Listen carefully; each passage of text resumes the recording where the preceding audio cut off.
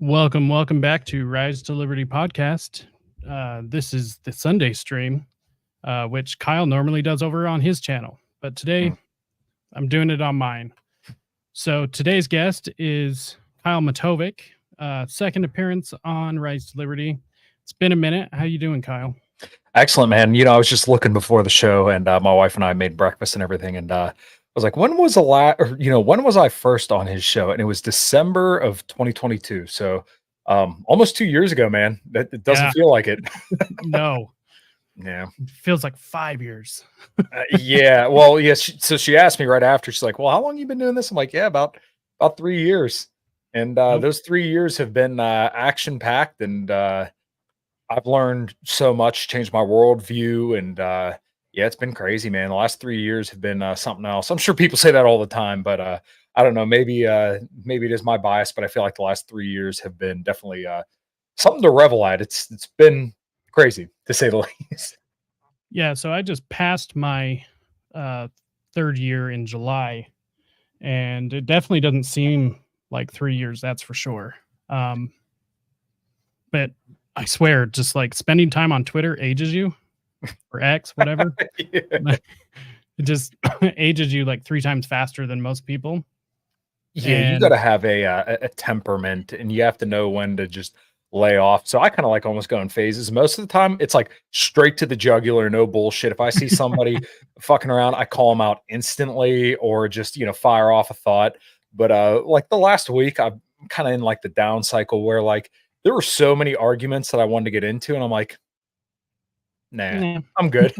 I'll pass on that. You know what? You have a good day, man. I'll be here. I'll drink my coffee. I'll drink my Pepsi. I'll lift my weights, play music, whatever I'm going to do. But, I'm just not feeling like slapping around with idiots today on Twitter, which is pretty rare, but sometimes it's warranted. Sometimes I take it personal, and I get stuck in that cycle of going.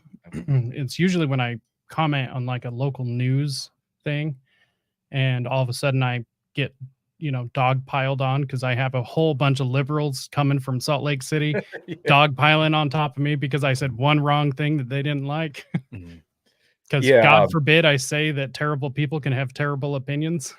Yeah, yeah, for real. My buddy Rob, who I just had on my show a week or two ago, lives out in Utah, and I was telling my wife, I'm like, yeah, well, Jacob lives in Utah.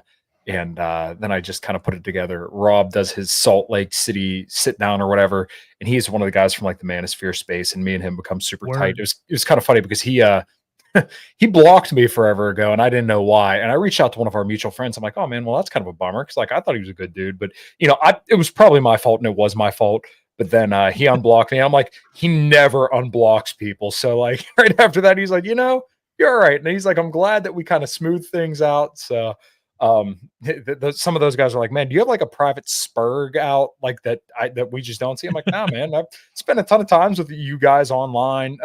Normally right now, my wife works every other Sunday, so I kind of coordinate, not necessarily just around her schedule, but like we don't get to spend a lot of time together throughout the week. So like the Sundays she works, I'm like glued to the screen the entire day, and I'm not complaining about it. I absolutely love interacting with all these people. I do my Sunday coffee stream, and then post zero as well. And yeah, the Sundays are typically like my days to kind of get stuff done if she's not at home. But then, if she's home, then it's like, all right, well, we're going to spend some time together and go run around and be retards out in the real world. Hell yeah. That makes it all worthwhile, though. Absolutely. Honestly, I love stepping away out of just the digital hellhole because it's not just X or Twitter, whatever. It's all of it, and I've been battling with Instagram for a while. So I only have a couple of platforms that like actually took off, and Instagram was one of them. But I can't get recommended to anyone. Nobody can search me, nothing. Shadow banned, yeah. It's because I keep saying things they don't like. Yeah, I'm pretty sure that's where I'm at on Twitter right now. It is kind of frustrating. One thing that I've tried to like pound into people's heads is that like if you are thinking about going to a concert, just go. Yeah. I know it may not be the most financially smart thing to do, but I cannot tell you how many concerts I've missed over the last couple of years. And every single time I go to one, I'm like, oh, I fucking love this. And I love playing out too. And this kind of ties into what you said, where it's kind of nice to like step away. I notice life, like I'm not in a bad mood at all. And typically I'm like a pretty, you know, happy person generally. Yeah.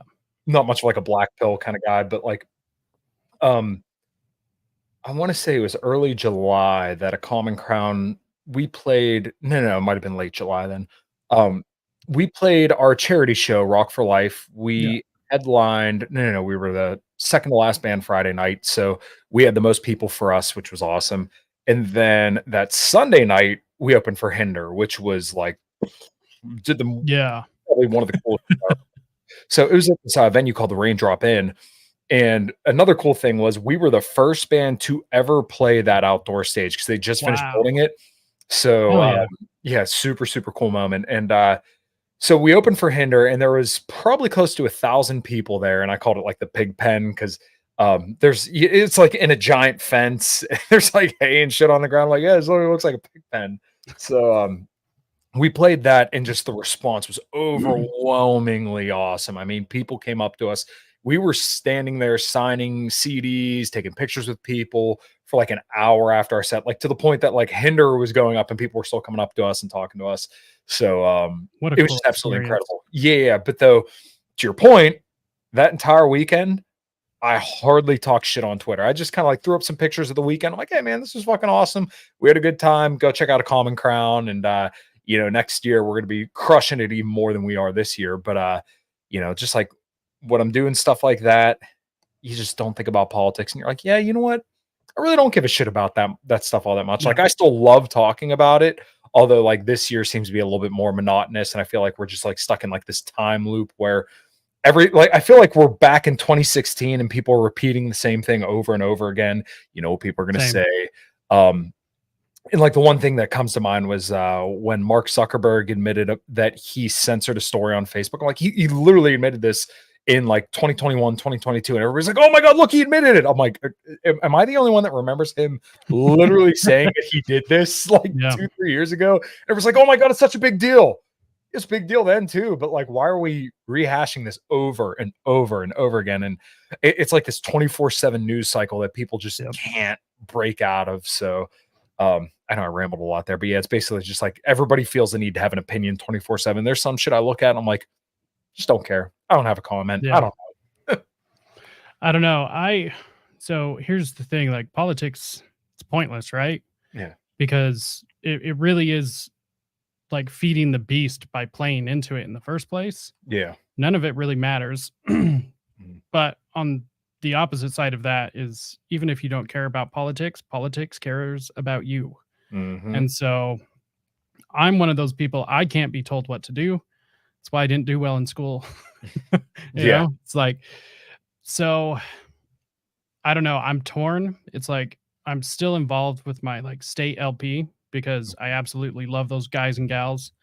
Um, and I'll do stuff like for our gubernatorial candidate, Mhm. but like I'm not going out to go knock doors. You know, Yeah.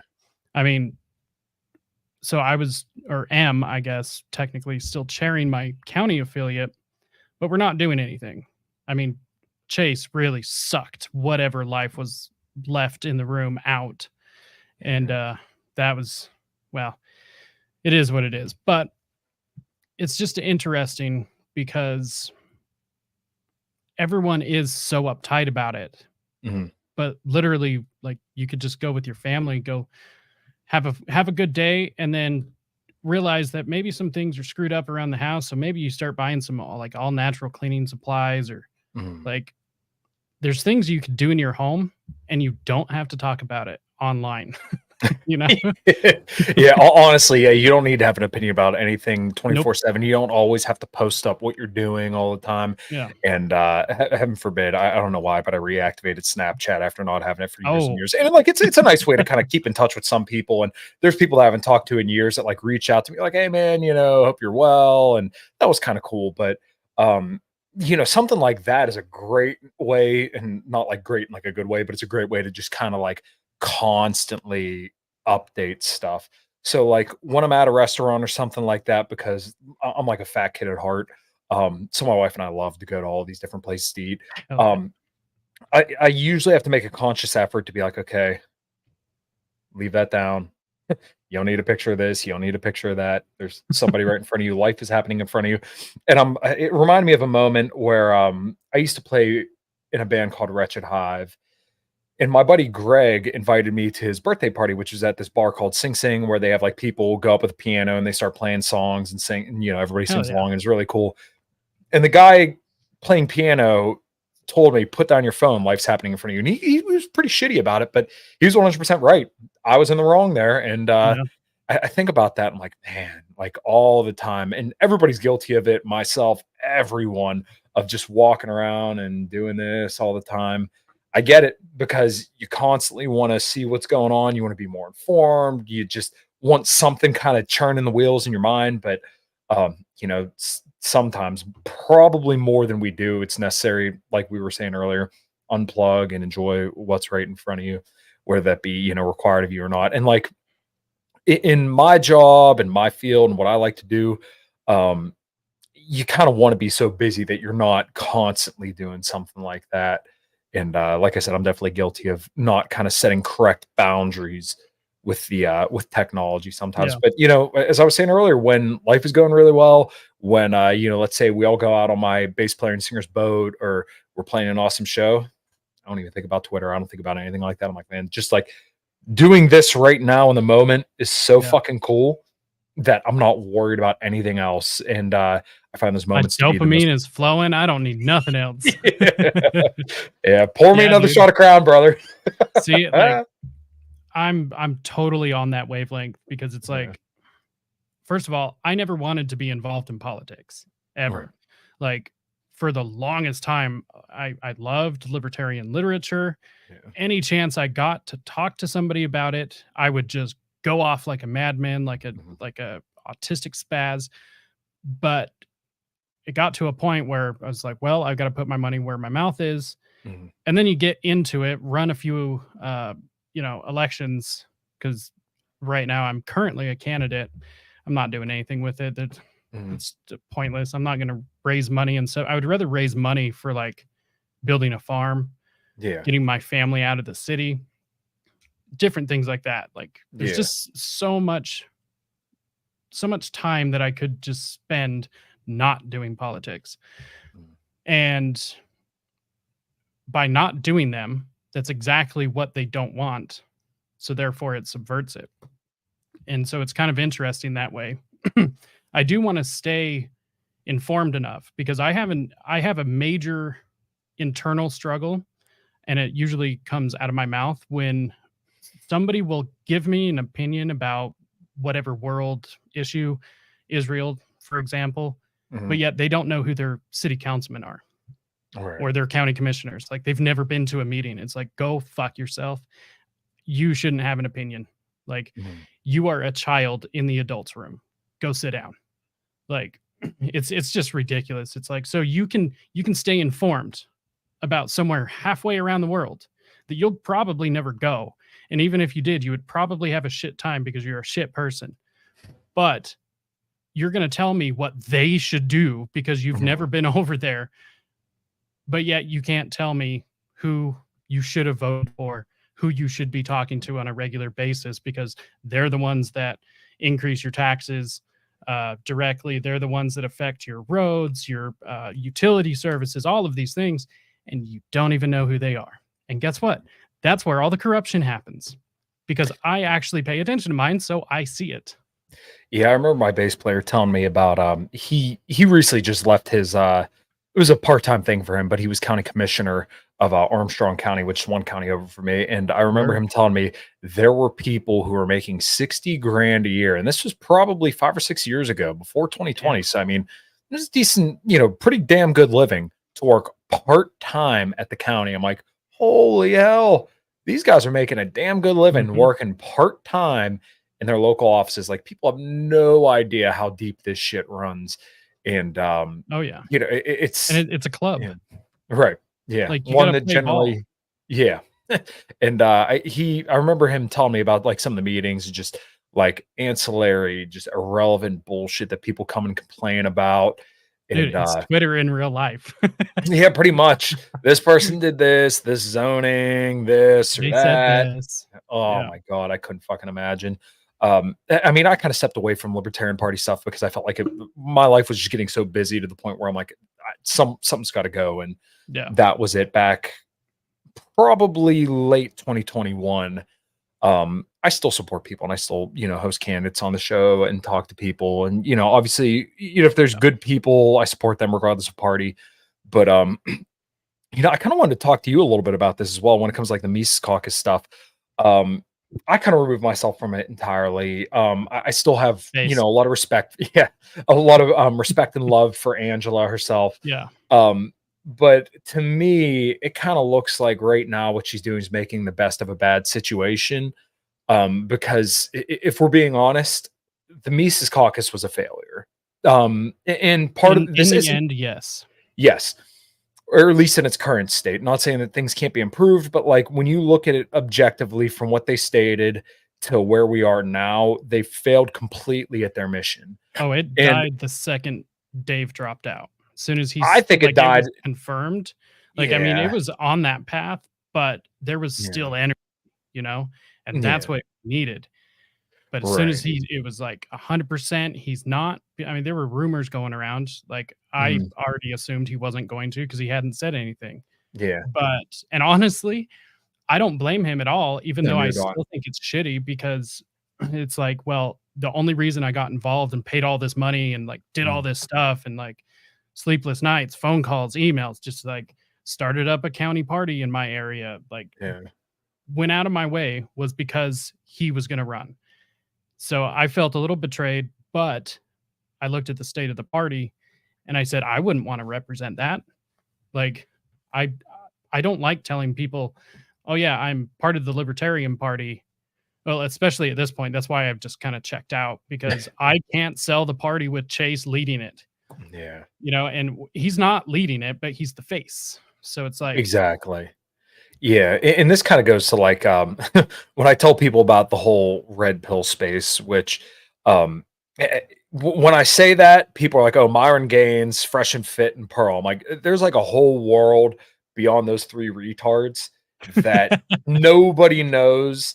That's like information that a yeah, lot of guys could really, really use that may or may not make or break their entire life. And once again, I'm yeah, not telling people you even should go check that out. Like, if that's something that interests you, you want to listen. Hey, here are some of the people that I hang out with and talk to that I'm very good friends with that you can go check out. But like, when you have retards that represent the group, the problem is now that entire message is tainted. So this is kind of yep, like the problem with the Libertarian Party right now is yep, that Chase Oliver's the representation, and there were some shitty backroom deals, but like, as far as I'm mhm. concerned, it was like, okay, well, the takeover happened. That was May of 2022, right? And right there, it kind of seemed like all the oxygen had left the room at that point. Yeah, Excuse because me. we talked about because I was heavily involved, at least in my state, Yeah. and in the national, um, representing the state of Utah. But it was really interesting because before Reno, that's all we talked about. Hmm. And then nobody once asked the question, well, what after, because Right. it's clear we're taking it, Right. so but that's not even the goal. Like Hmm. it's just, oh my God, having a libertarian party actually be libertarian, like Right. what a crazy idea. And so it was successful because the one thing that you need to start a movement in anything is excitement. Hmm. Because the hardest thing is to get people to come out of their houses because Right. you've got to give them a reason to come out of their house. You've got to uh, make them feel wanted, but not too wanted because they don't want to be roped into something that they don't approve of or that they don't sign up for willingly. And if you don't already have something going on, then they're not going to come out to start something. Hmm. And but you've got to have those people coming out to do anything. Right. And it's like you can like do all these things. This is what I ran into because I was basically a one man county party. That's not entirely fair. My executive committee did help a lot, and other people in, the party, but there were people that were involved, people that said that they wanted to be involved and never were, and then people that would hang up on you even though you're a libertarian, Mhm. So that's exactly what happened with the Mises Caucus, though, because there was so much buildup and anticipation for Reno, and it was a good like release of all the tension, Yeah. especially because like Sarwark acted like such a dickhead, and just like it was just so transparent, It's just kind of owning the everybody. libs. Yes, exactly. And everyone, really should have breathed a breath of or a sigh Relief. of relief. Yeah. That fucking not coming to my mind, but Mhm. we needed to get immediately back to work. Yeah. And that did happen. So I'm not exactly quite sure where it went off the rails, Mhm. but we were on a very strict schedule of like, we're having, you should be having these meetings in your state. And then if the state's big enough, county meetings, blah, blah, blah. But you should be out there getting people, getting them signed up, running them through the system, all of this stuff. Make sure they can get to national. Like we were on a regimen without even knowing it. Mhm. And then there was just like, well, what now? And then the first thing I heard was, all right, let's go take over the state of Texas, because Mhm. Texas is like a Super liberal. woke. Yeah. Yeah. So, but I sat and I was like, I don't live in Texas. I like Texas. I like things that come out of Texas. I like things that stay in Texas, but I'm not in Texas. Right. So I'm not going to work for Texas. So, I mean, if they really needed my help, I would, but I'm going to work for Utah, Right, exactly. I mean, well, that's what's closest to you as well. So, like, Yeah. and the whole idea behind the Mises Caucus was the decentralized revolution, right? Yep. And it seemed like there was a cult of personality behind Dave Smith and maybe lesser so Michael Heiss, rather than like, hey, we're going to build the Libertarian Party into something that's serious and a formidable third party. It really seemed like a lot of the people who were able to put their nose to the grindstone and work weren't there. Like, and this is something that it took me a while to realize, but I realized it after the 2022 midterms, I want to say. And it's that just because you have a bomb ass social media presence and you're ratioing people and your Twitter presence is good, that does not mean diddly fuck in the grand scheme of things and electoral outcomes. Like the perfect example, the person who epitomizes this to a T is that Valentina Gomez, I think she was. I don't even remember what fucking state she was in. She got like 6% of her vote in her Republican primary. But if you looked on Twitter, her shorts, TikToks had millions and millions and millions of views. You couldn't get but fucking 6% of the fucking electorate to get her elected. Hell, So, I even got 12 the first time I ran. Yeah, but that's what I mean is that like nobody cares about online stuff, despite what we think.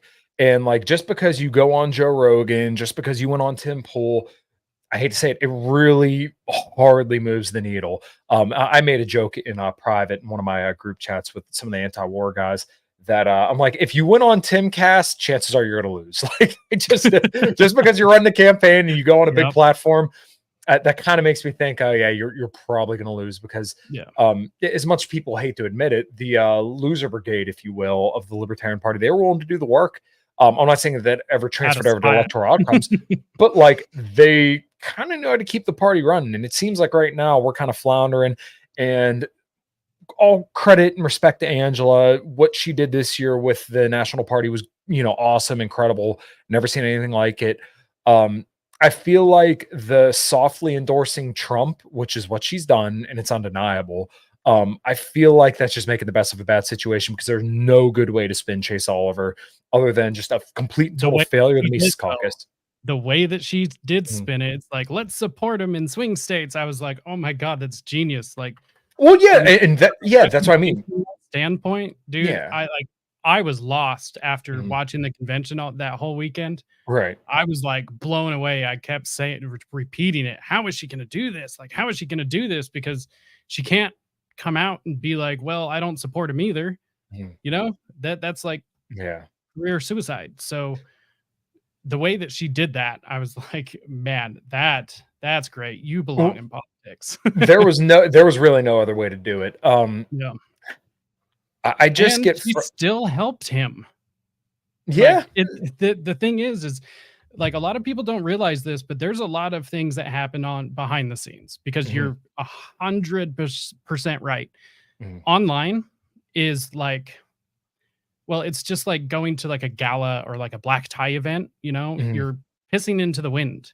Yeah. Like, it's fun. I like getting dressed up too. But I will tell you, when I knocked doors, when I called people, when I, went to the county fair, state fair, all of these things, I didn't bring up social media once. Mhm. That was never, ever the thing. Unless right at the end, this is how you can contact us. This is where we are. Right. Other than that, that was it. But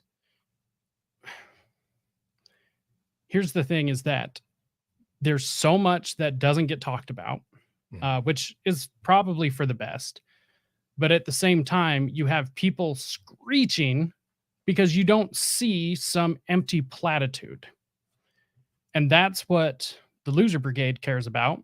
Mhm. It's, the marches, the carrying the pride flag, like all of these different things that also don't move the fucking needle. And also just makes you look like a jackass too, because Mhm. read the room, dude. Like, even if you are gay, like, so what? But you shouldn't run on it because Right. it's the most unpopular thing right now. I mean, they Mhm. they had a good run of, 40 years, 30 years, whatever, Yeah. of being top dog in society. So, they're losing their spotlight. But the thing is that there's a lot of little yappy dogs that somehow get propped up.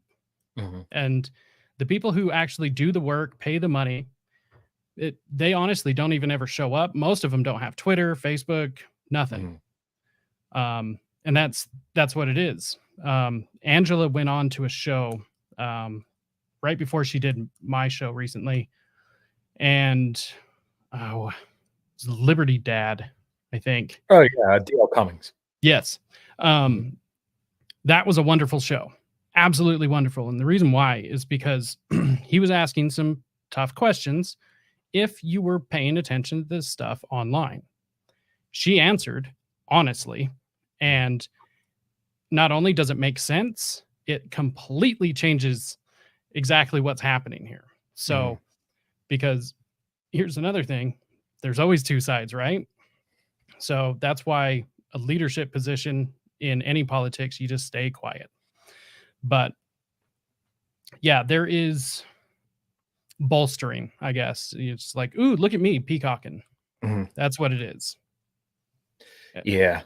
It's been interesting to watch it unfold. I've kind of stopped making predictions about political stuff because the ones I made early on in my podcast, I was completely fucking wrong, and I'll be the first one to admit that I've been wrong about so much. But I think everybody's overestimating their hand right now, and this kind of goes back to the point I was making earlier about how everybody's kind of the online presence stuff, and people are kind of tied up in this 24/7, news cycle where like, okay, Yep. well, let's talk about the PayPal mafia stuff. I think people are overestimating how much influence they have here, and maybe Yeah. even to the same degree with Angela and the Trump stuff. And I hope that all these people are right, right? I want them to be right. I want this almost utopian vision that they're putting forward. I don't think it's going to happen. I Not think inside the system. Right, right. Well, I think when people bring up like the PayPal mafia, so all the Mark Andreessen, David Sachs, Elon Musk, Vivek Ramaswamy, there's some other names that just ain't Yeah. coming to me right now, are all backing Trump. I think that people have this impression that just because they are there, that means like everything's going to go in their direction. I'm like, I don't know. So, my No. problem is that like it seems like everybody's analysis of politics right now is like a presidential election cycle or maybe even 2 presidential election cycles behind. Because Yeah. people are saying, "Oh, Trump's this non-establishment outsider. All the neocons are lined up against him. All these people Bullshit. hate him." And I'm He like, "Oh, grew up organized crime. Well, it's not just that, but like Like, he's a known factor now in politics, and people mhm, oftentimes forget that like there is a huge, an enormous wing of anti-China, yep, anti-Iran, anti-South America think tanks that are backing Trump as well. Frank Gaffney, Michael Ledeen, yep, Scooter Libby, who was pardoned by Trump, a lot of George Bush era neocons that never get mhm. talked about. When people talk about neocons now, generally they're like, oh yeah, Bill Kristol. And that's like it. Oh yeah, Bill Kristol doesn't like Trump, so therefore all the neocons are against Trump. No, let's pump the brakes here. Let's be real about our analysis here. They Unless haven't we not gotten that far, and stayed where they are because they stay where they are exactly. with People being an idiot. misunderstand. People misunderstand how subversive some of like the worst actors are, and Yeah. this kind of discredits their own case. Mhm. And the problem is, if you're not going to be objective about where Trump is, then you're going to be wrong about things going forward. And part of the reason why I like to talk about like the PayPal mafia stuff is because like let's not forget a lot of these guys were like big backed by Peter Thiel. So like Yeah. JD Vance is an example of one of the Peter Thiel proteges.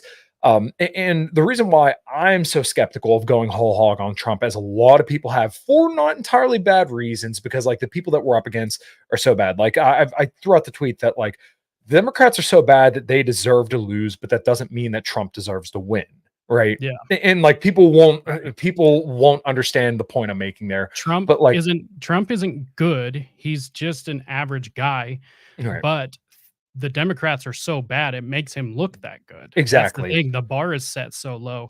It's like, I mean, Reagan was like revered as one of like the Mhm. conservative presidents, like the Right. guy, America.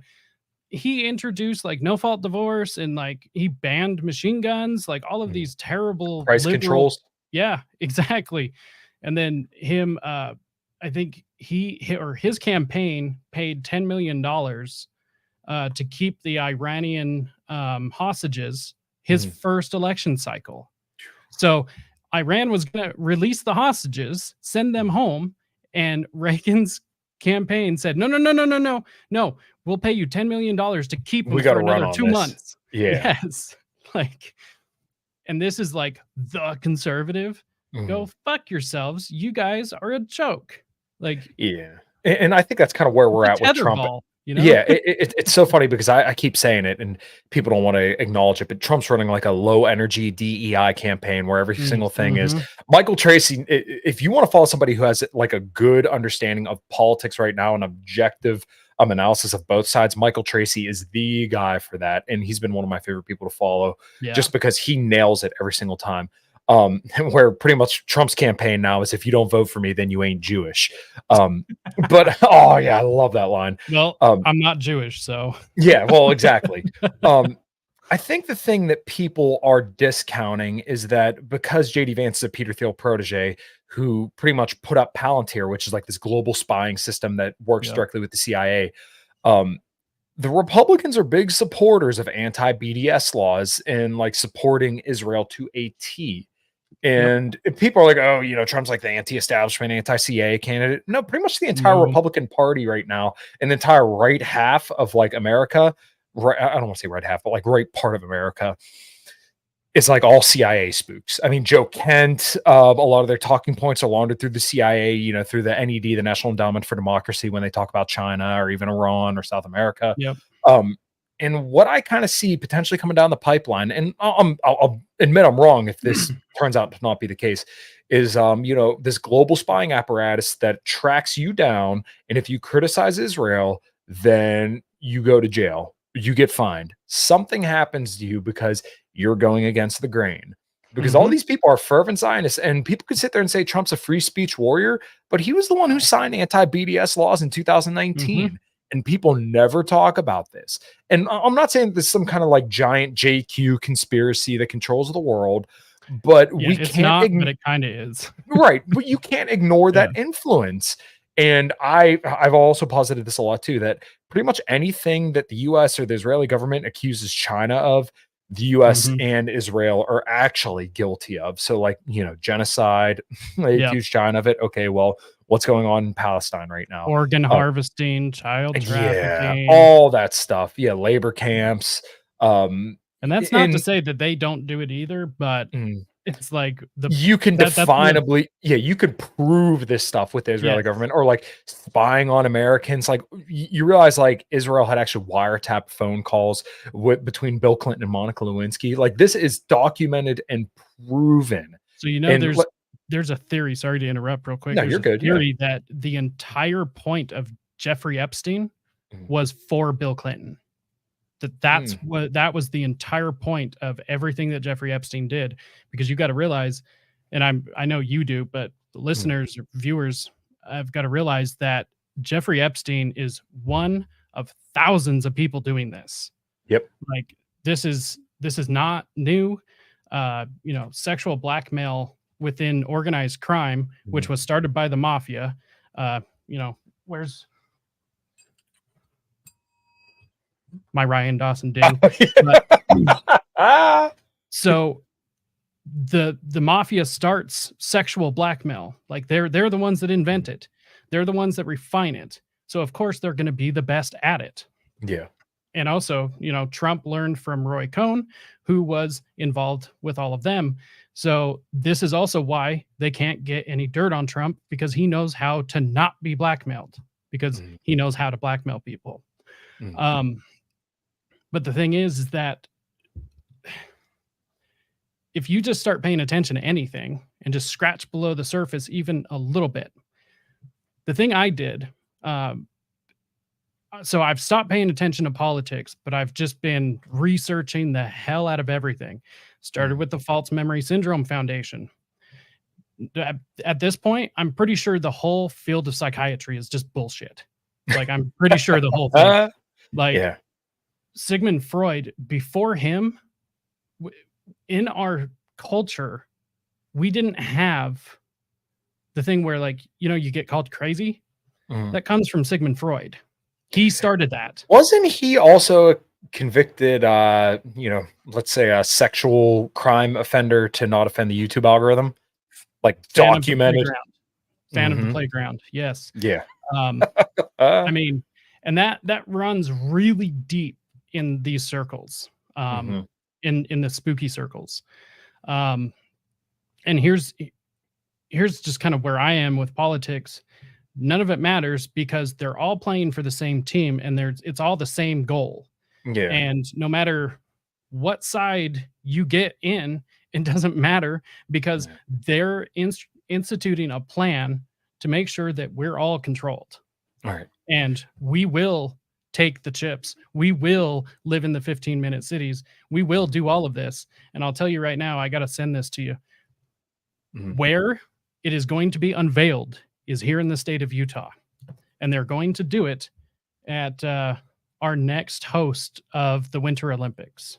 Because Mm. by that point, our entire surveillance apparatus, like the entire state, is wired, even the rural areas. There's one company that owns everything, Mhm. which happens to be ran by the family of our current governor, almost like they planned this. So the fourth industrial revolution is being birthed currently right now. These systems are being put in place. That's what I'm working on behind the scenes, is to try and stop these people and educate people about, digital privacy, or just privacy in general, because without privacy, there is no freedom. Right. And so everyone needs to keep their eye on what's going on in Utah, because 49 other states have signed up to do the exact same thing. And Mm. you'll get a preview. And let me tell you right now, it is terrifying.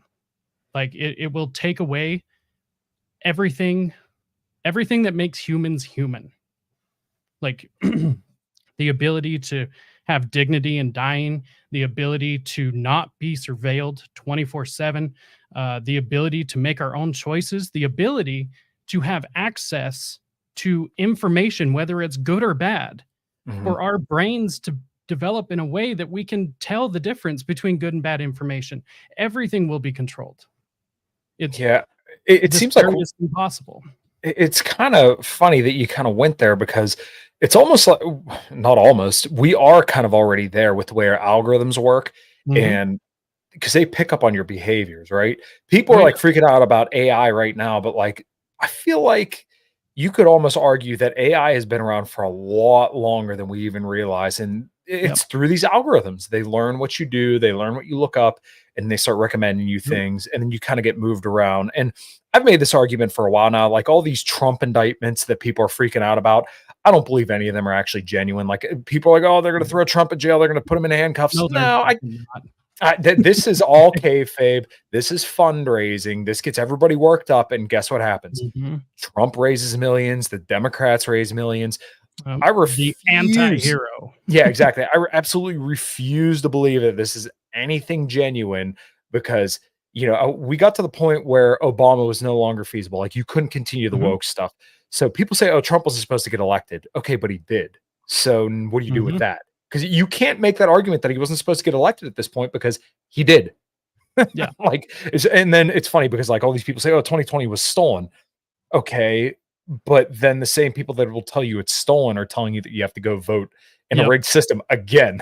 Like Exactly. The guy you're that all had it stolen is yeah, running for president again, like they're gonna play fair. right. And this kind of goes to like the whole Jordan Peterson thing of like, do you actually believe it? If you say you believe in God, then you act like you do. If you believe the election was stolen, you wouldn't be What you wrote. participating, but they still are. Yeah. So it's all this Mhm. kayfabe to keep people engaged and locked in. I can't look at it any other way because if it was another way, they would have Ron Paul'd Trump, right? If this was Mhm. supposed to be an actually like legit thing. And people say, oh, they tried to kill him. Who? Okay, well, first of all, who's they? You could say, I've heard people say Israel. I'm like, are you fucking serious? The biggest Zionist that we've ever had as a fucking president was supposedly killed by Israel. And like, funny enough, where my band opened for Lita Ford is where that Trump rally was. Like, I've stood on Weird. that ground where it was. Yeah, it's crazy. You're not going to convince me that this Thomas Crooks kid was some deep state assassin trying to kill Trump. There are different factions of the deep state that want certain outcomes. People Mhm. think it's just, a binary, but no, there's so many different interests and people and Oh, yeah. all these, interests at play that have different goals, different means, and different ways of kind of assessing the way that things can go. And I think this is to your point where like they got a plan no matter what. You're not going to tell me that like the two presidents, they're the two people that are running right now, aren't already accounted for in some respect. Yep. Yeah, Yeah. it's incredibly interesting because here's the thing about Trump, and here's why they wanted Biden. Let me start there first. Mhm. They wanted Biden because he was literally the perfect candidate that he could just be shuffled around like a little lost dog. Yep. Now, the reason that Trump screwed up their plan, which he did, but he didn't, because I mean, this is all like pro wrestling. Like Right. this, it's what it is. It's psychodrama. It's just for the sake of it existing. Mhm. And Trump is a team player. Right. However, he is not a perfect team player because he Mhm. has an independent streak where if he doesn't want to do something, he's not going to do it. So, whereas in Biden, will jump, if they ask him to jump, he'll say how high 11 out of 10 times. Trump will jump 8. And just those 2 times that he doesn't jump is enough for them to lose their mind. Right. Because here's the thing about like disinformation, here's the thing about spooks, okay? Cuz the rabbit hole I went down was MK Ultra. I Mm. started there. I mean, I already knew a bunch, but I have like 4 topics that I'm focusing on, like fuck everything else. Like initially I didn't even remember what the PayPal mafia was until you started talking about it. I was like, "Oh Mhm. yeah." But the thing is that disinformation and misinformation, the way that it works is that they tell you 96% truth and then Mhm. they throw in 1 drop of bad. And then you got to figure it out. It's like if anyone's ever been just out to the woods in general and gone hiking or anything, done actual navigation, if you are just 1 degree off, a couple of hours later, you are lost. And Yep. that's how it works. And so this is why you should also never, cling to one source or one person, especially if they work with people like the CIA, FBI, uh, MI5, MI6, all of these people, which there's no difference between the two, just where they're located. Mhm. Um, But the thing is we live in a 5th generation warfare era now. So we won't have battles the way that we've always had them. The way that war is currently being conducted is information. Right. So the reason why everything seems so crazy is because we are constantly, just constantly 24/7 being bombarded by technology, by psychological operations, by propaganda. And then there's propaganda for the propaganda, and a psyop for the psyop for the psyop. And there's a counter psyop for that. And then, there's a spook hanging out with, Lauren Chen, talking her into taking Russia money. And then somebody, sneaks that to the press or whatever, just to make it a big story. It's like, oh my God, like, how could you even pay attention to any of this? Right. This is why I checked out, because nothing is going to happen within the system except for what's happening. Right. An ethical person cannot move or function in an unethical system unless you become unethical. This is why I disagree with the Libertarian Party. Not in its existence, it's because things are so bad that to do anything, if we even won in the first place, which we won't, but if we were, we would have to do unlibertarian things.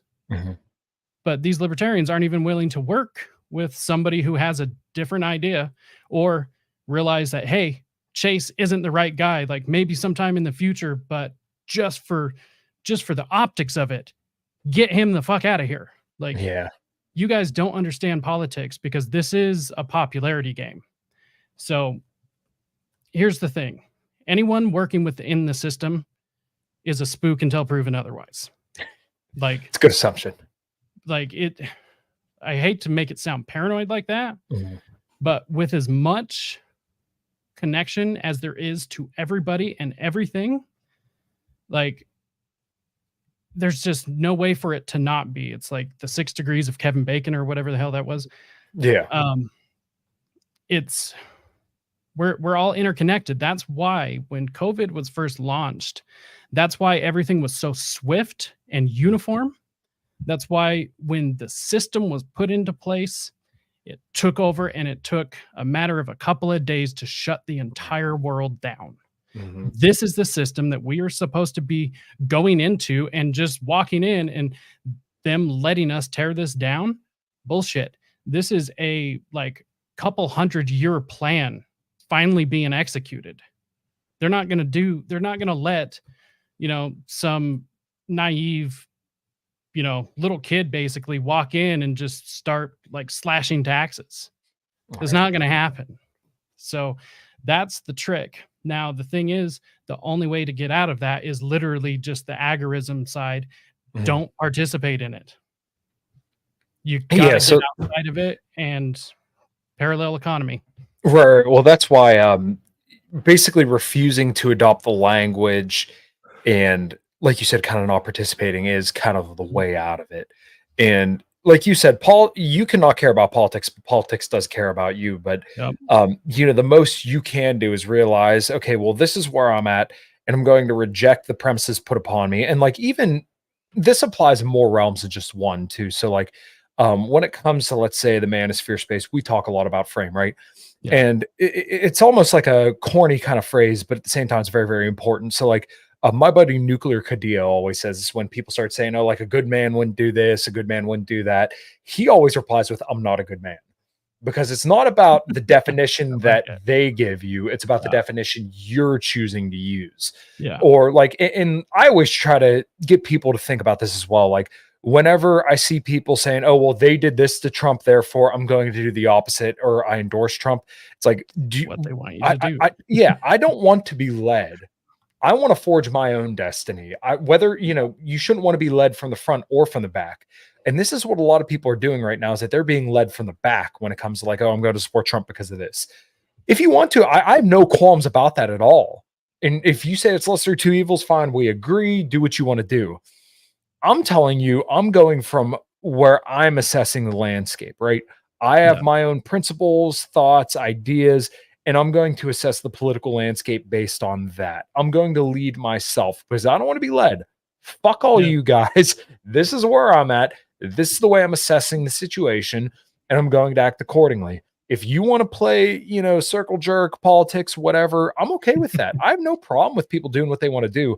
But I'm more for informed consent, right? Yeah. And this is why people get pissed off with me when I say, hey, seed oils, artificial sweeteners, and stuff like that ain't bad for you. If you want to avoid them, fine. I don't give a shit. But I'm going to present you the information. You can decide what to do with it from there. But once again, I don't want to be led. I have my own definitions of things, not like, out in the imagination land, but I'm basically saying, like, this is where I'm looking at things, and this is how I'm going to move forward doing that. You can tell me all day I'm a retarded leftist, a feminist or something like that. But guess what? I don't give a shit. I made my own definitions. I made my peace with my decisions, and I'm going to go forward doing that.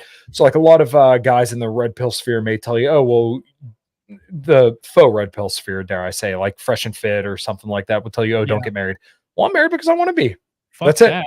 I made my own decision. I said, this is what I want to do, and I'm going to fucking do it. Oh, you're letting Kamala win because you're not voting for Trump. No, I don't care. Like, my one vote isn't going to change that. It was kind of funny. We were getting lunch on Friday, and some guy said, oh, are you guys for Trump? And I just didn't say anything because I'm like, oh, why do you care? If other people are going to vote a certain way, there's nothing I can do to change that. Tribalism shit. Yeah, exactly. And like, one powerful thing that you can realize in your life is you can't control other people. You can incentivize other people. Mm-hmm. You can display behaviors that you think may incentivize them to act better. But at the end of the day, you cannot control other people and what they're going to do. All you could do is make the decisions for yourself and go forward with that. That's really about all you could do, and decide how you react to those things. This message was brought to you by the CIA. You cannot control people. Neither can we. Mm-hmm.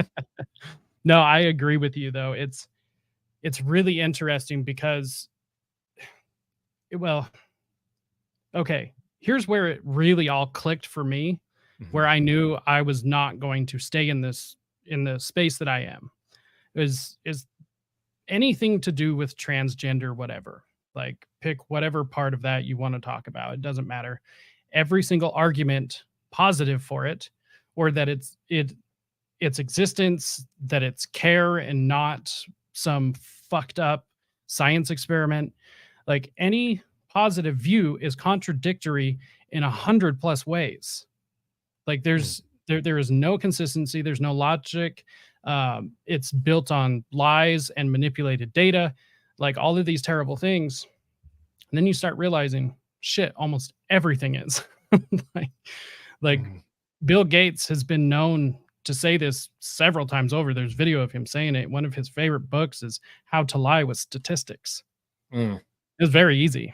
The biggest thing is you have to be confident with it and kind of know what you're talking about. That's it. Yeah, well, because people care about a narrative more than they care about the truth. If you could sell a sexy narrative, feeling good. Yep, and that's exactly what it is. And it's kind of like we've really been raised in a gynocentric society where it's not about the truth; it's always about the narrative. And maybe this kind of removes me from a lot of political stuff because, like, I'm not a fan of narrative. I'm a fan of an objective truth.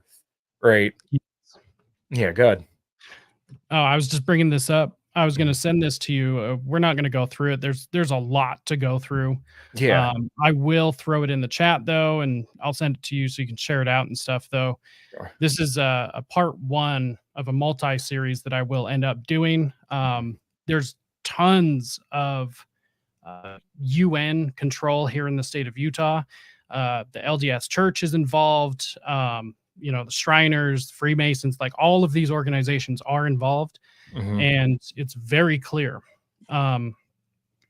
It's so clear that one of our former governors, Rocky Anderson, he actually cried, or he blew the whistle about the surveillance state coming into the state of Utah during the same time as the 2002 Winter Olympics.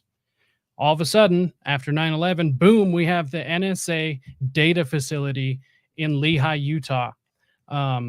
And I remember it very clearly because there was a huge argument with all the farmers around there because at the time it was surrounded by farmland. No more. The NSA was getting charged like $1.50 less than what local farmers were being charged per gallon of water. And so local farmers were going without water to water any of their crops or their animals. Mhm. And it was being directed directly to the NSA data facility, which stores all of our data, every bit of data. If there is something that happens on the internet or connected to the internet or happens through the internet or like just walks past the internet, it is in that facility. That is it. And so that is the head of the NSA, which is here. We are the home plate for one of the newest, most fastest growing religions. That's a whole different topic. I've covered some of it on my channel because that's really where I got started with all of this, is trying to expose that. Really interesting stuff if people are interested in it. But it all starts with one guy. His name's David Hamblin, and he is currently sitting in jail, hoping that his case gets dismissed. We'll see what happens. I hope it doesn't, because there's more than enough evidence for him to go away for the rest of his life. His brother, David Hamblin was connected to a man named David Levitt. David Levitt was a county attorney. His family is massive here. The one thing Utah has, for anyone that doesn't know, we have royal families, basically. So when the Mormons came here, there were bloodlines that established themselves and have been here ever since. And they are treated like royalty, basically. And there's not 13 of them. That would be a coincidence, but they are here, and their names are on all sorts of buildings, the Eccles, Hinckley, there's just all these names. So David Levitt, county attorney multiple times over. He actually has a charity business that I didn't know about this, but he has a charity business, or a charity, where he goes over to Ukraine, Yugoslavia, all of these middle or Eastern Europe countries to go help them establish their legal systems. Well, it just so happens to be that the top 3 countries, the only 3 countries that he is allowed to work in legally through the filing, but the only 3 countries he wanted to go to are also 1, 2, and 3 on the child trafficking, first, second, and third place. Yeah. So that's where he's operating. Well, his brother, David Levitt's brother, was the governor of Utah. He was the one that spawned all of this, basically. You just pull up his name and it will just go crazy. But a couple of quick things and we'll move on from this. It's really interesting to think about. So Utah, back in, 1869, East and West were connected by rail. 1969, the internet was turned on for the first time, and there were 4 nodes. There were 4 places in the world that were connected through the internet. University of Utah was one of them. So there are major things that have always happened in this state. At a certain point, you couldn't go east or west without coming through the town I live near, Ogden, Utah. It was called the Gateway to the West. Everyone came through here. I don't know if it's true, but supposedly there's rumors of Al Capone coming out here and running liquor, and him saying that he would never do it again because it was such a dangerous town. So it goes deep, is my point. So definitely make sure and go check this out. There is just tons of information. And so that's why it takes me a minute to get it out. However, everybody's connected. All the usual suspects. Hell, we even, I don't know if you know who the Process Church of the Final Judgment is. They were radical Scientologists. So it's like the FLDS versus the LDS. It's like same thing, but Scientology. The Process Church turned into Best Friends Animal Society, which is headquartered here in Utah. Imagine that. There's like just all these terrible things happening all the time and starting to find out why. So, yeah, it's an incredibly interesting thing. We've already got a digital ID pilot program. We've got the systems being put in place. In fact, I actually went and taught the state treasurer, the Utah state treasurer, all about crypto from the activist side, not the technical side. I'm not a programmer, but I am a radical privacy advocate, and the people that were meeting with him understood this. So I went and spoke from that side about the potential abuses. And it blew my mind. The entire state legislature is voting on these things, and they don't even know what it is. And also, once this gets put into place, there's no going back. There's not like, oh, I don't like this system. Let's just go back to our, paper or plastic IDs. It's not going to work that way. So people don't even know what's coming, but all of the pieces are there. It's being put into place, and libertarianism is being used to usher it in, because the two people here in the state that are really pushing it at the top was even with Governor Cox when he signed the digital ID pilot program into law, even though Utah already said they didn't want it. Were two people, a husband and wife team, who started the very first government blockchain that had marriage certificates when the entire rest of the world was shut down. So Utah County Courthouse was the only courthouse, at least in the United States, that were marrying people when lockdowns were happening. So they did this through the use of the blockchain technology. Now, I actually went and got on a podcast here. It's called We Are the People. And the whole point was I was supposed to go in and go counter this guy's arguments. Well, I did. In fact, I did such a good job that the owner and host of the podcast, him and his wife, all of their bank accounts got hacked. They had like a whole bunch of things stolen. Their YouTube account wiped, gone, just gone. And I mean, they had like 2 million viewers. And it's just really interesting the way that things happen here. So I recommend anyone, if you want to know what's going on, keep an eye out on the state of Utah.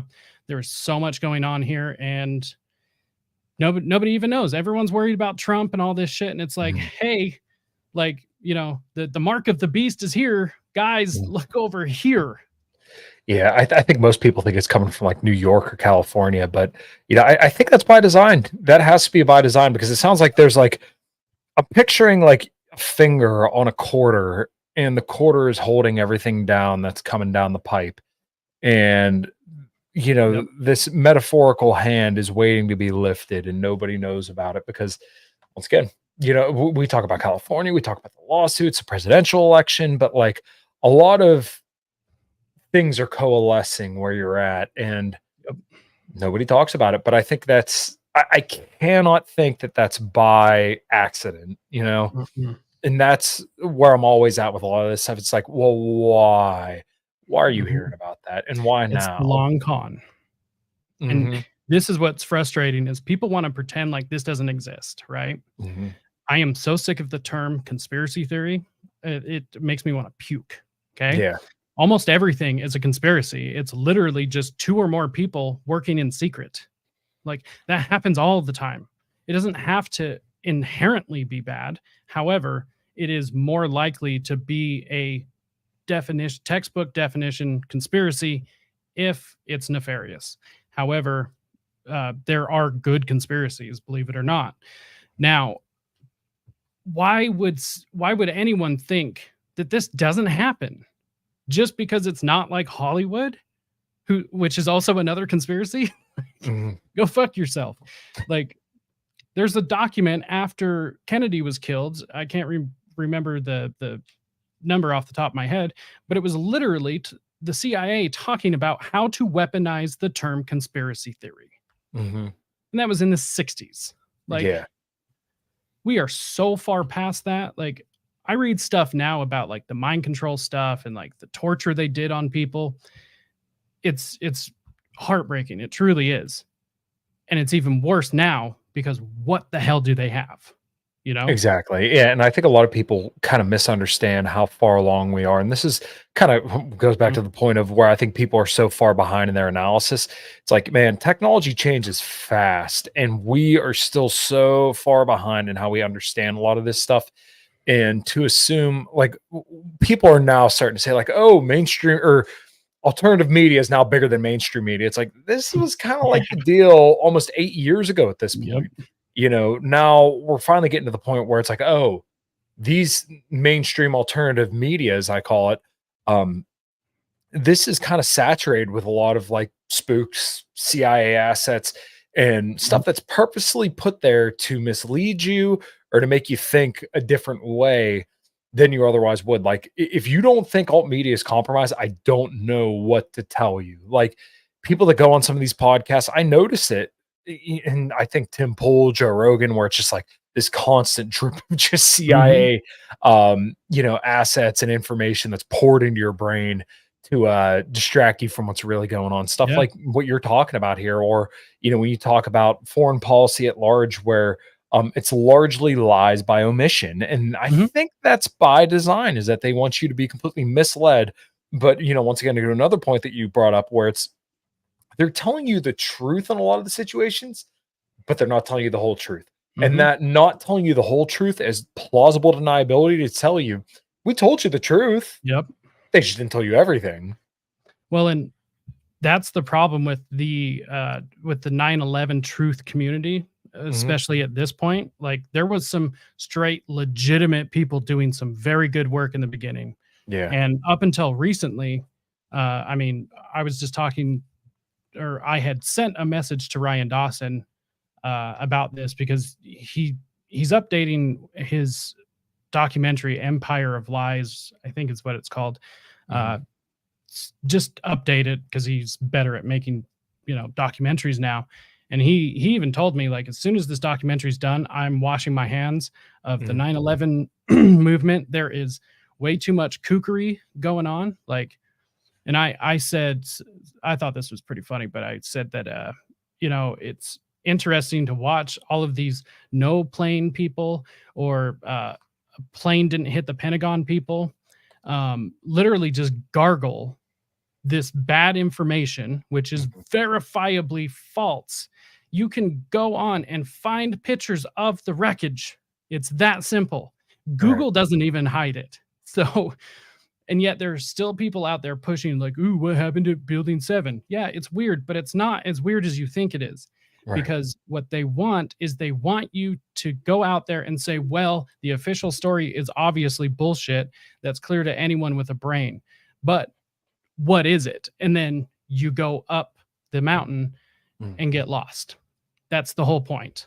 So, R Yeah, the whole goal is misinformation, and that's why every single time I see Alex Jones talking about foreign policy or something like that, I'm like, mhm, "You are purposefully put there to mislead people." yep. And who was it? It was, Tucker Carlson, Alex Jones, and Jack Posobiec together one event. I'm like, Oh, "Oh, the that's like worst. the CIA encapsulated, Yeah.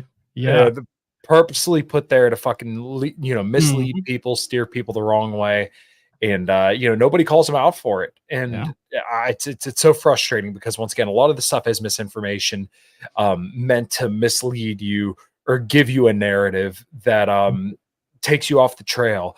And you always have to wonder when you see people change their mind and be very, very boisterous in their new position. You always have to wonder why that is. So, Yeah. um, and like I like a lot of stuff that Tucker says, but Same. I I just it really drives me nuts why people never ask about him because they'll be the first ones to tell you, oh, he's the biggest the biggest show on TV news.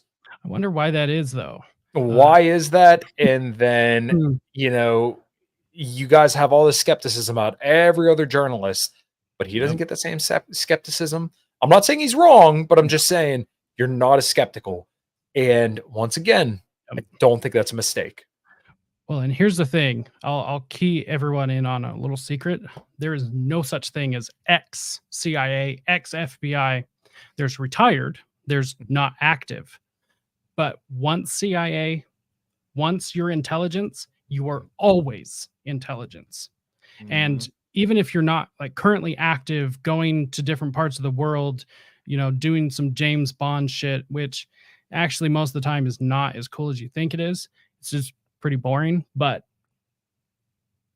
even if you're not doing that actively on the payroll, you'll still get contacted every now and then to have questions asked or to see if you can do a favor. Because here's the thing, the CIA runs exactly like the mob, because the CIA learned how to run their organization from the mob. Because in the very beginning, when it switched from OSS after World War II, they were really bad at their jobs. But they needed black funding. They couldn't go to Congress to get funding for any of this stuff. So what did they have to do? They had to become criminals. Imagine that. Who did they go to? They went to the mob. And this is why J. Edgar Hoover ended up getting blackmailed by the guy who basically taught Trump everything he knew, Roy Cohn. So That kills me every single time. Yeah, and like I said, people just need to approach everything skeptically. Just because somebody agrees with you doesn't mean that you should stop being skeptical. You should be a little bit more skeptical of the stuff that confirms your bias than things that go against it, because sometimes you are full of shit. I've been full of shit plenty of fucking times, and I've had to be proven wrong. And I'd much rather be able to grow and be wrong rather than just sit there and smell my own farts all day. Like that shit's for the bees, man. Fuck that. Have you ever heard of Ghost in the Machine? That phrase sounds familiar, but not ringing any bells as to exactly what. Ghost in the Machine was a movie from the late 90s, I believe, or mid 90s, and it's a crazy sci-fi movie. Like you go back and watch it now, and like, of course, it's like a B movie, but like what they're talking about then seemed like science fiction. Now it is not. However, I was going to bring this up. This wasn't, let's see, I thought I had a better, yes, I do. Boom, there we go. So this is a YouTube video called Ghost in the Machine. This actually comes from, let's see if I can back out real quick. If everyone can see that real quick, it is the 4th PSYOP group from the U.S. military. So the U.S. military released this video. Let's see, they released it 2 years ago at this point. They have a whole series of these videos. So let's give this a watch real quick, because it is incredibly interesting and it explains a lot.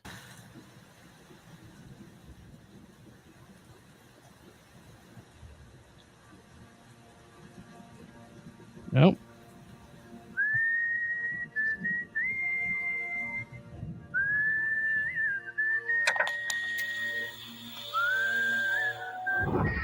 As the world watches and listens in horror, the peaceful pro-democracy demonstration in China comes to a violent and bloody end. Mr. Gorbachev, tear down this wall.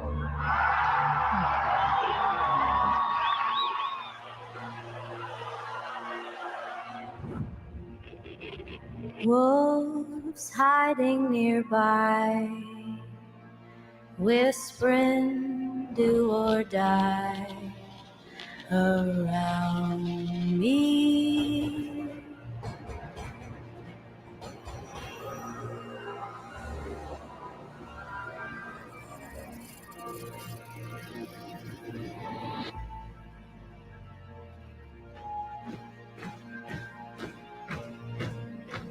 You say your last good night while I forget.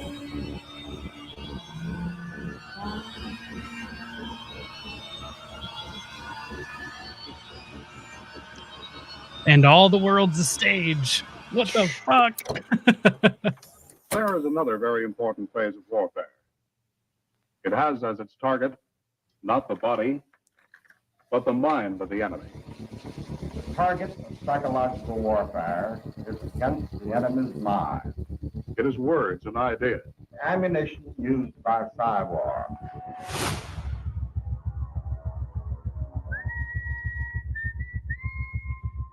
Its mission is to influence the thoughts of the enemy soldier, and at the same time, Is expected and encouraged to study foreign languages and the social sciences such as history, economics, and sociology. He must have a broad and sympathetic understanding of all phases of human experience. Gripping at my skin, the walls of night close in. but the use of this force as an integral part of combat has now taken on new form. Fucking terrifying, man. Say my last goodbye.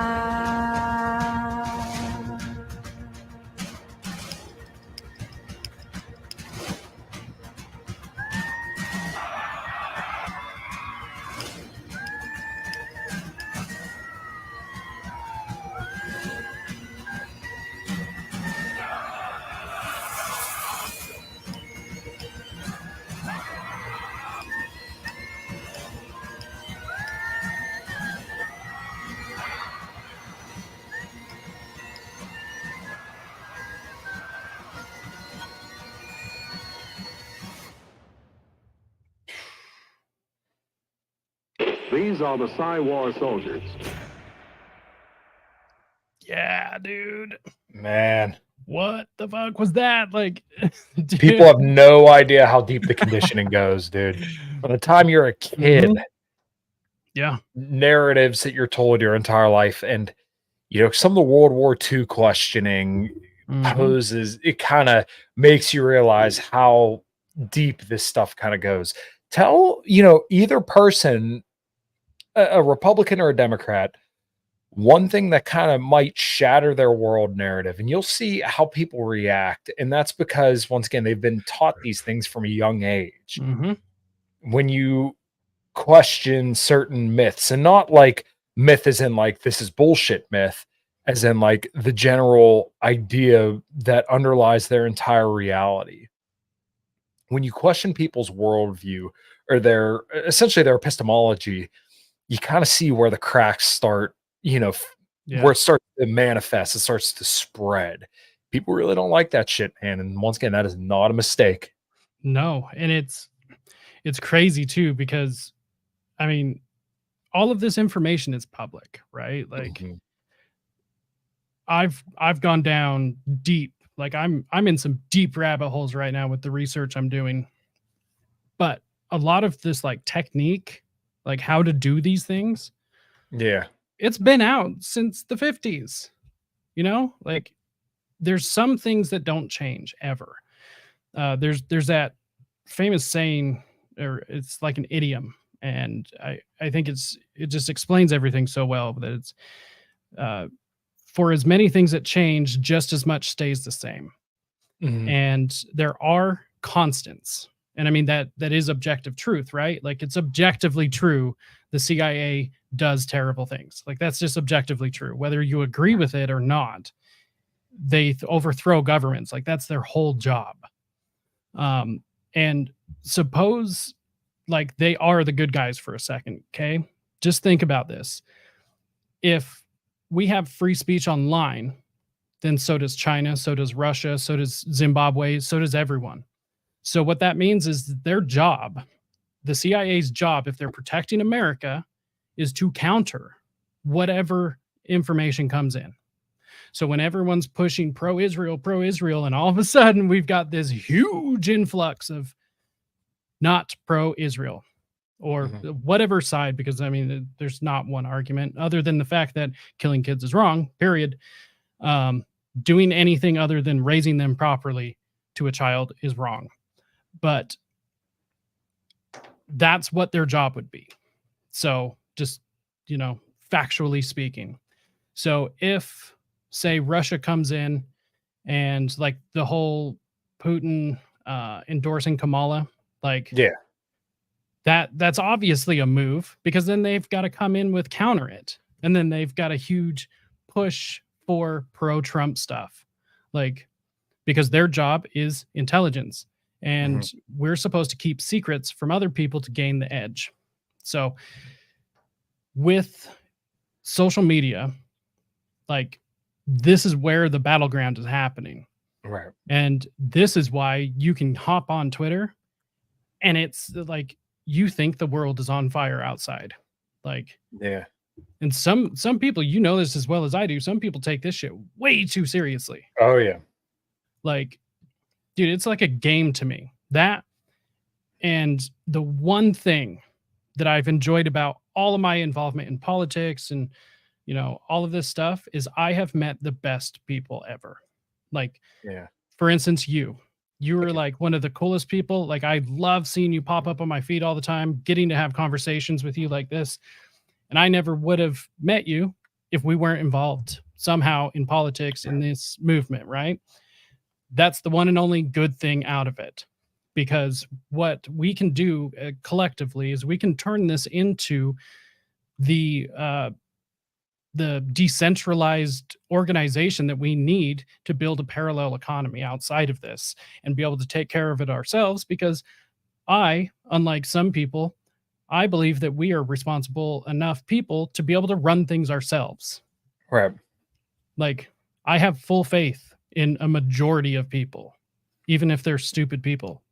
Yeah. Like, they can still get up, put their boots on, and go to work. So people generally stick the landing, and maybe not stick the landing, but generally they kind of stumble and fumble their way through their lives. And kind of something that I've thought about quite a bit recently is like, you kind of realize yourself as an adult once you finally forgive your parents and you realize they were people much like you, just kind of wandering through and figuring it out as they go. Because really, that's kind of what most of us are doing. I mean, life is complex, difficult. We have to make a lot of decisions. We don't always know how things are going to go, but you kind of truck on forward anyways. And like you said, like a lot of the social media stuff, I'm grateful for it because I've made so many wonderful connections, met so many incredible people that really changed my life for the better. And, learned so much that changed the way that I look at the world and the way that I even interact in the world. So, a lot of stuff is a tool for good if you let it be. And I don't think a lot of people really want to let it be. Like, it's a lot more fun sometimes to just, piss on everything and set the world on fire. But, at the same time, it is really social media, and a lot of the stuff is kind of like fire, where you can cook your food or you could burn your house down and your neighbor's house down. It's up to you how you use it. Yeah, you can build yourself a sword to protect you and your family, or, a cow tips over a gas lantern and burns down Chicago, which that's a fake story that didn't happen, at least the way that we're told. But it's just really interesting. All of these things, like I said, I'm to the point, I'm like 90% sure that all psychiatry is bullshit. Like, it just, because the people involved in the formation of it are all spooks. Right. Like, they have, and here's also the other thing, and this is just like the duality of man, right? Is that even these people who, like, here's my saying, and I think I'm going to do a t-shirt for this, although everyone here will understand it, but when people see a t-shirt, even Hitler liked dogs, right? Like, even the worst people possible have at least one characteristic about them that you could probably like. One redeeming quality. Yeah. And granted, that guy actually had a lot more than what we're told. But point is that the worst of the worst, like Ted Bundy was, like super nice and did help people from time to time. So it's like, there's just this really interesting side. Dr. Jolly West, he stuck up for civil rights and did all of these wonderful things. But then he was also like the main doctor for MK Ultra, supposedly was the one that got Charles Manson hooked on LSD and taught him how to manipulate others, which, think about this. The CIA has been at that point in the early 60s had been spending millions of dollars trying to figure out how to brainwash people effectively. And they fail at it officially on the record. But then out of nowhere comes just this like fuck up of a person, for lack of a better way to describe him. You know, one of these guys that just falls through the cracks, never had a chance. And he is a criminal mastermind and is able to figure out how to brainwash people. And the CIA, with all their manpower and money, is not. That's bullshit. That is not how it happened. Like, and when you put it that way, you're like, oh yeah, I guess that makes a lot of sense that he wouldn't learn that. He would have had to have some help. Right. And it's just really interesting, which is why I focus on the subjects that I do now. Not only is it really interesting to me, there's a lot of uncovered things that I feel I can bring to light in a particular way that will interest people. But once you start seeing the larger picture, you just realize like, whoa, I know nothing. You know, like you feel like Ralph, like, I'm in danger, you know, like stick to the truth. As long as you stick to the truth, what you know of the truth.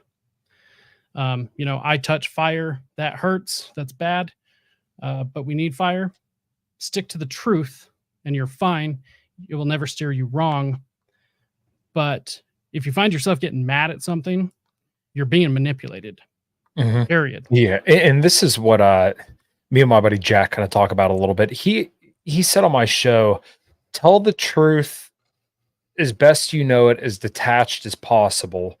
And kind of like I was saying earlier about being, you know, led, is that same deal. Generally, anytime you hear somebody talk about, you know, you're not a real libertarian, you're not a real man, you're not a real Republican, whatever it is, that's because you're outside of their frame. You're doing something that doesn't jive with their understanding of the world. So therefore, they're going to tell you something that challenges your identity or the way that you kind of see the world to steer you towards their understanding of the world. Yes. That may be for your benefit or it may not be, but you should always kind of think, is this helping me? Is this hurting me? And why am I being told this? Think about the psychological warfare that's going on. And typically we don't, right?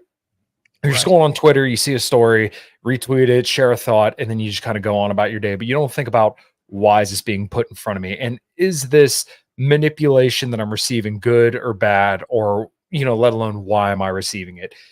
Most people just kind of go right along with the manipulation. And you see this all the time. Once again, do you not care about democracy? They're doing that because they want you to support what they're, you know, support more money to Ukraine, support more money to Taiwan or whatever. Theorist, that would never happen. Exactly. If that happened, it would be on the news. It would be everywhere. Right. It's because you're not falling under their understanding of the world. So therefore they're going to say something that gets you back towards their frame. Exactly. And what's interesting, so let me know what you think of this idea. I've been trying to push this idea for a while now. My opinion, the entire purpose of the Libertarian Party should be to counter state propaganda. That's it. Like, we comply with whatever like legal requirements as far as running candidates and spending money or whatever, but we do the very bare minimum, right? And of course we want to try and fight to keep it low and everything, but that's not the focus. The focus is literally to disprove and fight against state propaganda, the media propaganda, because what's going to end up naturally happening is that everyone will end up coming to our side naturally, because they're going to say, oh, both sides are full of shit. And it's I mean, it kind of goes to the purpose of what Dave Smith had said his run for president would be, is basically a messaging platform. And I think that's powerful, and people underestimate how powerful that is. So like I said earlier, narrative to most people is more important than the truth. But I think if you can market it in a certain way or give people the truth in a certain way, then, hey, maybe they will come over our side. But at the same time, you always got to accept that, like, you can only control what you're directly responsible for, and generally the way that you can react to stuff. So, there are going to be some times where you kind of have to accept the truth for what it is, and accept that some people are just going to do things that you don't like. Mhm. And that's a bitter pill for some people to swallow. Like when you hear people saying, we're going to hold this person accountable. Okay, well, generally all you could do is pull time, attention, affection, or your money. Mhm. And sometimes those are powerful levers, but that's generally the most you can do for a lot of situations. Well, and don't you find it funny too? It's kind of coming full circle. Is that so? If I've had this happen to me a lot, but I will, for instance, defend a person's right to be racist, Mhm. and then therefore the left says, "Oh, well, therefore you must be racist," and it's like, whoa, whoa, whoa, that's no, I didn't say that, like, and that's it's like built into most people at this point because you got to think like most people, uh, the average person is pretty stupid these days. Yeah. Half the people are stupider than that. So also there's that thing where, a majority of people are walking around without an internal monologue. Right. That explains so much. Like, I'm surprised you guys walk upright and breathe, Yeah. No, that Yeah. happens when I Yeah. talk to some people. That's definitely a situation where you're like, wow, you have like autonomy, you drive. Yeah. We really need to get this voting thing under control because way too many people are voting. Also, voting's not a right. Just in case anyone's curious, that's not a thing. It's a privilege, and it's of the value of a vote is only as good as the person in charge of the system. Mhm. So our votes are shit. That doesn't mean that voting is shit. It just means that our system is shit because the people in charge of it are corrupt. And they've made it corrupt, and they've made it benefit the corrupt and hurt the truthful. So once again, it's crazy. And then we'll start wrapping up here, but there is one thing I wanted to show you. Yeah. Because this kind of encapsulates just like what we're talking about perfectly. So I had another one of these conversations where I commented on one of my local newspapers, KSL or Fox 13 or something. And it was like a letter to the editor type thing. Right. And what was interesting, let's see. There it is. What was interesting was the opinion that this person gave was that people need to be brave and confront homophobes because we don't want to live in that kind of a world anymore. And my comment to it was that, well, if people can have the right to choose who they love, then we should also have the right to choose who we hate. Like, that's not a defense of assault or battery or stalking or harassment or any of these things. But I can love certain people and I shouldn't be forced to do that. But then I should also be able to hate whoever the hell I want for whatever the hell I want. As long as I'm not hurting them or doing something actually criminal, there's nothing wrong with having an opinion.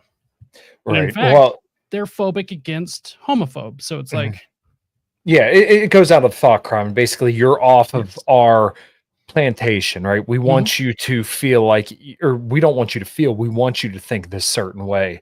When, this kind of is one of the core tenets of libertarianism is the freedom of association, where, you should be free to basically associate and dissociate with who you want. Yes. And like, even at that, if somebody doesn't like somebody, isn't that, like fair and fine? Like, wouldn't you want to know if somebody dislikes you so you're not spending time with people that genuinely want bad things for you? I don't want to spend time with people who hate me, so I don't. It's really that simple. Yeah. Also, wouldn't you want to know where the racist people are? Because if you tell them they can't say racist things, they're going to say it behind closed doors, and then you have no clue where they are. But let me just ask you real quick, what what do you understand to be the definition of a phobia? My understanding is something that you're scared of. So when people say Islamophobic, homophobic, or insert phobic here, I think it phobic generally means fear. I don't think people who hate Muslims are Islamophobes.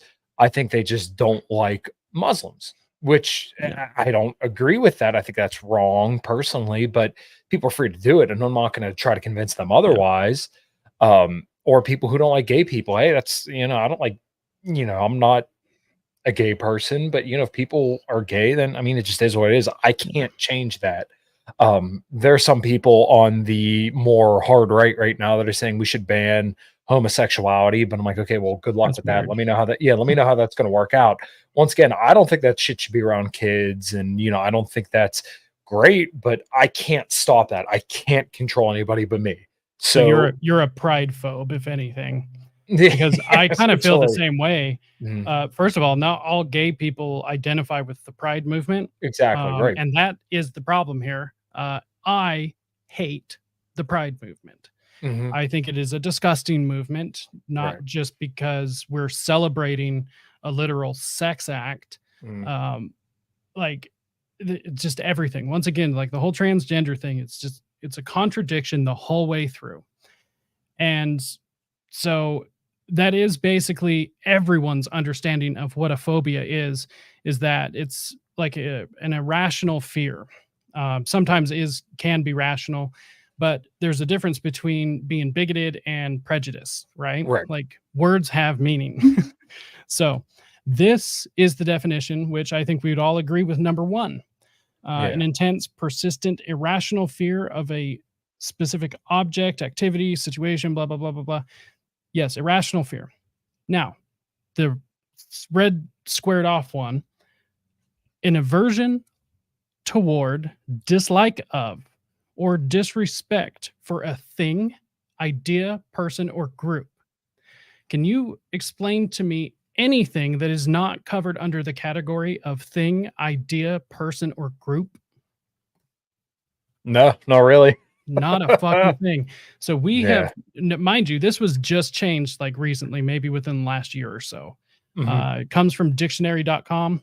So Oxford is not going to be too far behind if they haven't already. But so just disliking things. So I'm a running out of coffee phobe. Yeah. Like I'm a pizza phobe. Yeah. I'm a black olive and sardine phobe. Like, and then it cheapens the whole point of calling somebody a racist or a homophobe. Like if everything is that thing, then nothing is that thing. Right. It loses its weight. Yeah. I try to explain this to people, and sometimes even the leftists will get this, but we are all taught this as children, and we're taught it through story. And the story is the boy who cried wolf. Yeah.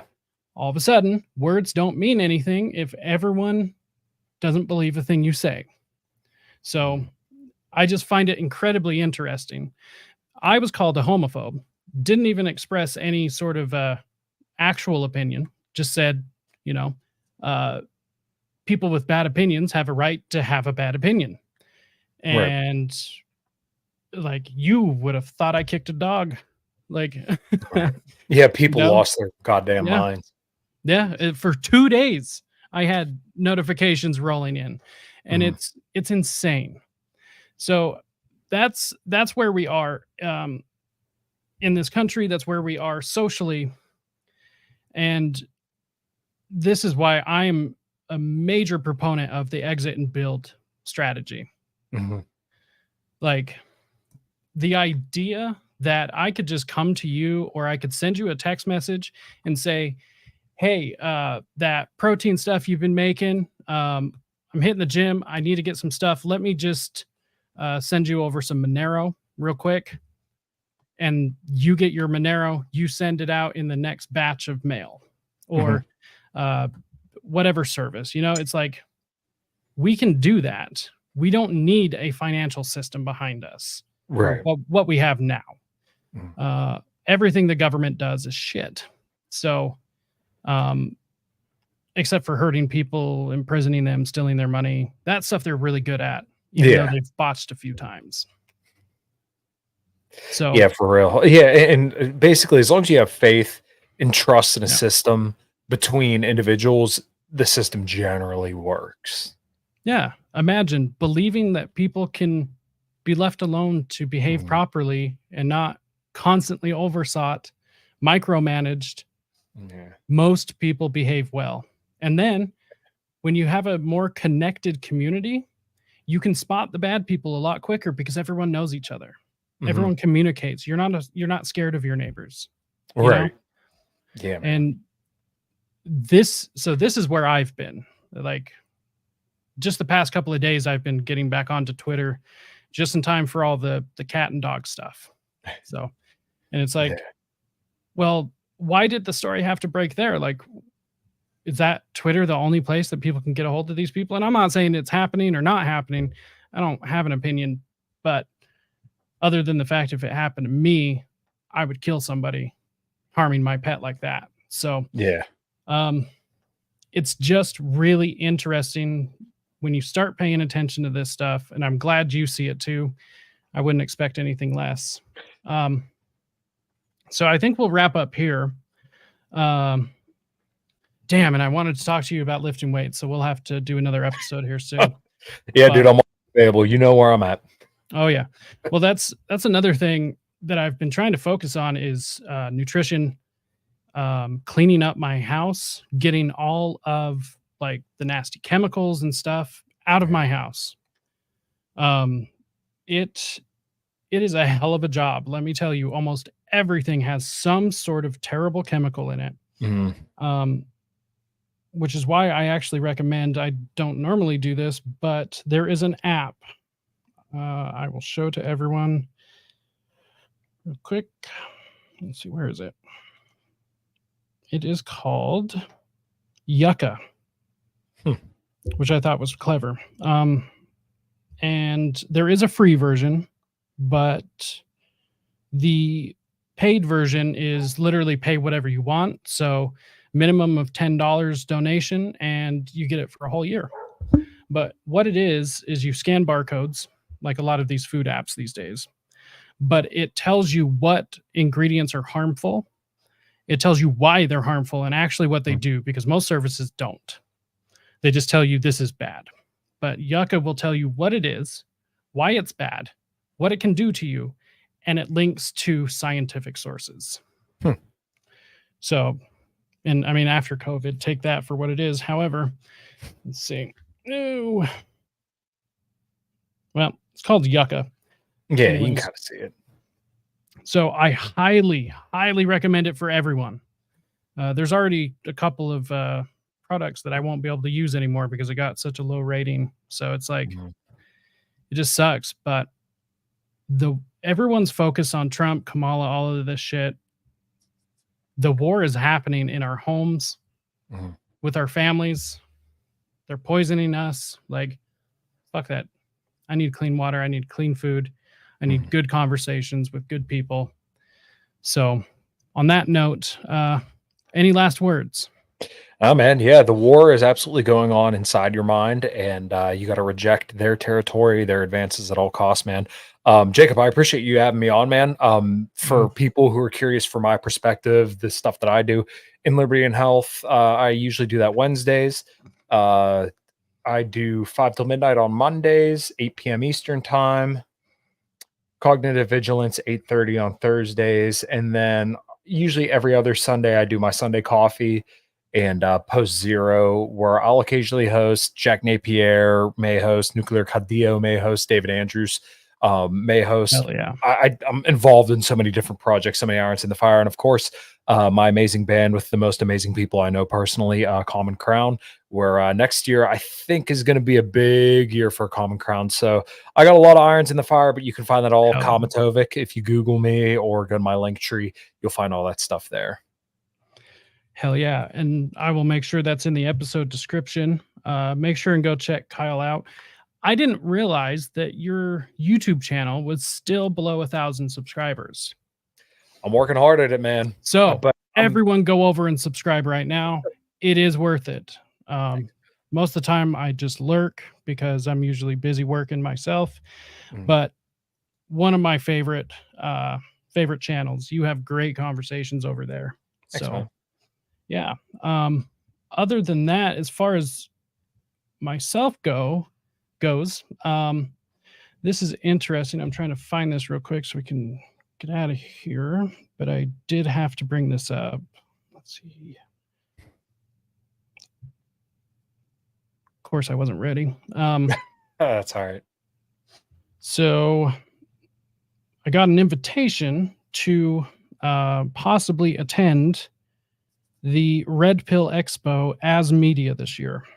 The Red Pill Expo, for anyone who doesn't know, is G. Edward Griffin's thing. So he started the Red Pill University, and it's literally just anything that's not official. And of course, truthful, but they hold an expo. Now we can actually, let's see, where the hell is it? Well, you can go to risetoliberty.com/redpill. And if you use promo code RISE15, get 15% off your, get 15% off your ticket prices. And then of course I get a little kickback from that, but that's going towards getting me out there. Because it's in Tulsa, Oklahoma. And of course, I don't have any of the information in front of me, but nonetheless, Red Pill Expo, you'll see it linked everywhere here in a little bit from me. And there's some other cool stuff going on, but that's got to wait. Other than that, everyone else, until next time, stay free, my friends.